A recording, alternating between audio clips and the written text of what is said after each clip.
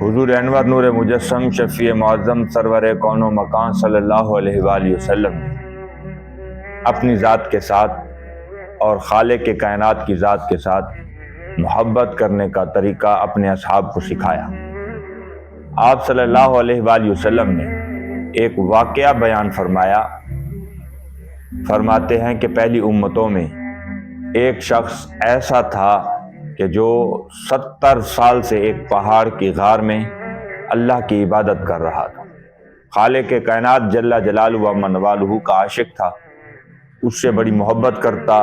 الغرض کہ اسے راضی کرنے کے لیے وہ 70 سال سے دنیا سے قطع تعلق تھا، گویا وہ دنیا سے بے رغبت تھا، دنیا سے بے نیاز تھا، اسے دنیا کی کوئی غرض، کوئی لالچ، کوئی طمع نہ تھا، الغرض کہ وہ سب کچھ چھوڑ کر دنیا بنانے والے مالک لم یزل کے حضور 70 سال سے عبادت کر رہا تھا۔ اور جبریل امین علیہ السلام کو بڑی یہ چاہت ہوتی، یہ بات آپ کو سمجھانے کے لیے کہ انہیں یہ چاہت ہوتی، ان کی یہ خواہش ہوتی، حالانکہ فرشتے خواہشات سے پاک ہیں، یہ فقط بات سمجھانے کے لیے کہ انہیں یہ جستجو رہتی کہ وہ ہمہ وقت اللہ کے محبوبوں سے ملنے کے لیے بےتاب رہتے، اللہ کے محبوب بندوں سے ملنے کے لیے بڑی کوشاں کرتے اور رب کے حضور التجائیں کرتے کہ مالک آپ فلاں جگہ تیرا نیک بندہ رہتا ہے، تو اگر ہمیں اجازت دے تو ہم تیری اجازت سے جا کر اس سے ملاقات کریں۔ خالق کائنات جل جلالہ و عز والہ نے جبریل امین کو بلایا اور ارشاد فرمایا کہ آؤ جبریل، آج ہم تجھے اپنی ایک عاشق سے ملاقات کراتے ہیں، آج ہم آپ کی ایک عاشق سے ملاقات کراتے ہیں۔ تو جبریل امین نے خوشی کا اظہار کیا اور رب کے پیغام کو لے کر اسی پہاڑ کی غار تک پہنچے۔ باہر جا کر صدا لگائی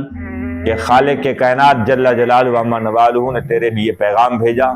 اور پیغام یہ ہے کہ رب لم یزل ارشاد فرماتا ہے کہ تو نے جو 70 سال سے میری عبادت کی ہے وہ ساری عبادت میں خدا نے رد کر دی۔ جبریل امین نے رب کی طرف سے یہ پیغام لیا اور پہاڑ کی اس غار کے دہانے پر منہ پر جا کر کھڑے ہوئے اور اسے صدا لگائی اور باہر آیا اور اسے یہ پیغام دیا۔ تو یقین جانیے قابل توجہ ہے یہ بات کہ مجھے یہ پیغام آئے کہ خالق کے کائنات تجھ سے ناراض ہے، یہ تو بہت بڑی بات ہے۔ اگر میرے لیے، آپ کے لیے، ہم سب کے لیے کوئی طاقتور شخص یہ پیغام بھیجے، کوئی طاقت عہدے کی رکھتا ہو، منصب کی رکھتا ہو، وہ یہ پیغام بھیجے کہ میں تجھ سے ناراض ہوں، تو دل میں کئی ہزار خیال آتے ہیں کہ اب کیا ہوگا۔ خالق کے کائنات کی طرف سے یہ پیغام آیا کہ تیری 70 سالہ عبادت کو ہم نے رد کر دیا۔ تو جب یہ پیغام آیا تو وہ تو لرز جاتا، روتا اور رب کے حضور گڑ گڑا کر دعائیں کرتا کہ مالک کرم نوازی فرما، میں تو 70 سال سے تیری فرما برداری کر رہا ہوں، مجھے بتا تو صحیح کیسی نافرمانی ہوئی تیری بارگاہ میں میری طرف سے جو میں معافی مانگتا ہوں۔ بلکہ وہ مسکرانے لگا، جب یہ پیغام پہنچا تو وہ مسکرانے لگا۔ تو جبریل امین نے ارشاد فرمایا کہ تیرا تو سب کچھ غرق ہو گیا، دنیا تو پہلے چھوڑ چکا، اب تیرے پاس آخرت نہ رہی، کیونکہ خالق کے کائنات نے تیری عبادات کو رد کر دیا، اب تو تیرے پاس کچھ نہیں بچا، بجائے اس کے رونے کے کہ تو خوش ہوتا ہے۔ تو اس نے جبریل امین سے عرض کیا کہ دیکھ جبریل امین، معاملہ یہ ہے کہ عبادت کرنا میرا کام ہے، عبادت قبول کرانا میرا کام نہیں، عبادت قبول کرنا بھی میرا کام نہیں، میرا کام تو اسے راضی کرنا ہے، اسے سجدے کرنا ہے، اس کی عبادت کرنا ہے۔ لیکن میں خوش اس بات پر ہو رہا ہوں کہ میرا مقصد پورا ہو گیا۔ جبریل امین کہتا ہے کہ تیرا مقصد کس طرح پورا ہوا، تیرا تو کچھ بھی نہ بچا۔ تو جبریل امین کی بات سن کر وہ یہ کہتا ہے کہ میں عبادت قبول کرانے کے لیے تو عبادت نہ کرتا تھا، بلکہ میرا مقصد تو عبادت کرنے کا یہ تھا کہ میں اس کے کسی شمار اور گنتی میں آ جاؤں۔ آج میرا کام ہو گیا، آج اس نے یہ کہہ دیا، اب اس کی مرضی ہے کہ وہ مجھے مقبولوں میں لکھے یا نامقبولوں میں لکھے، اس کی مرضی ہے وہ مجھے مراد میں لکھ دے یا نامراد کر دے، یہ تو اس کی مرضی ہے، میں اس معاملے میں کچھ نہیں کر سکتا۔ وہ عبادات کو قبول کرے یا رد کر دے وہ تو مالک ہے۔ لیکن میں اپنے مقصد کے پورا ہونے پر خوشی منا رہا ہوں کہ میرا مقصد پورا ہو گیا، اور میرا مقصد یہ تھا کہ میں رب کے حضور عبادت کروں گا کسی لمحے،